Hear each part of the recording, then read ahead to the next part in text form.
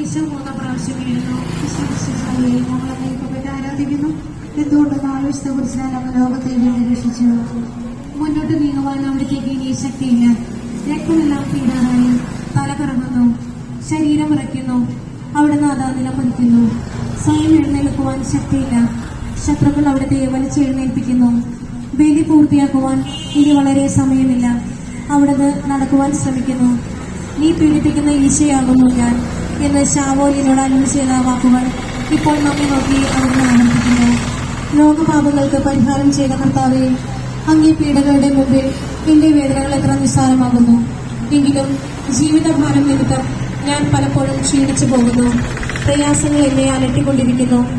ഒരു വേദന തീരും മുൻപ് മറ്റൊന്ന് വന്നു കഴിഞ്ഞു. ജീവിതത്തിൽ നിരാശനാകാതെ അവയെല്ലാം അങ്ങയെ ഓർത്ത് സഹിക്കുവാൻ എനിക്ക് ശക്തി തരണമേ. എന്തെന്നാൽ എന്റെ ജീവിതം ഇനി എത്ര നീളുമെന്ന് എനിക്കറിഞ്ഞുകൂടാ. ആർക്കും വേല ചെയ്യാൻ പാടില്ലാത്ത രാത്രികാലം അടുത്തു വരികയാണല്ലോ. സ്വർഗസ്ഥനായ ഞങ്ങളുടെ പിതാവേ, അങ്ങയുടെ നാമം പൂജിതമാകണമേ. അങ്ങയുടെ രാജ്യം വരണമേ. അങ്ങയുടെ തിരുവനസ് സ്വർഗത്തിലെ പോലെ ഭൂമിയിലുമാകണമേ. ഞങ്ങളുടെ ആഹാരം ഞങ്ങൾക്ക് തരണമേ. ഞങ്ങളോട് തെറ്റ് ചെയ്യുന്നവരോട് ഞങ്ങൾ ക്ഷമിച്ചതുപോലെ ഞങ്ങളുടെ തെറ്റുകൾ ഞങ്ങളോട് ക്ഷമിക്കണമേ. ഞങ്ങളെ പ്രലോഭനത്തിൽ ഉൾപ്പെടുത്തരുത്, തിന്മയിൽ ഞങ്ങൾ രക്ഷിക്കണമേ. ആമേൻ. നന്മ തന്നെ മറിയുമേ, സ്വസ്തി.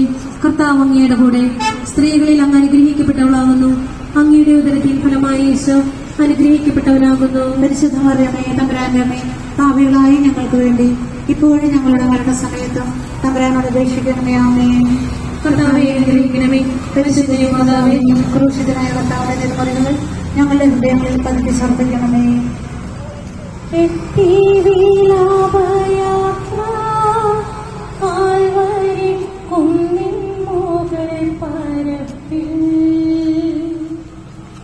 നാഥന്റെ വസ്ത്ര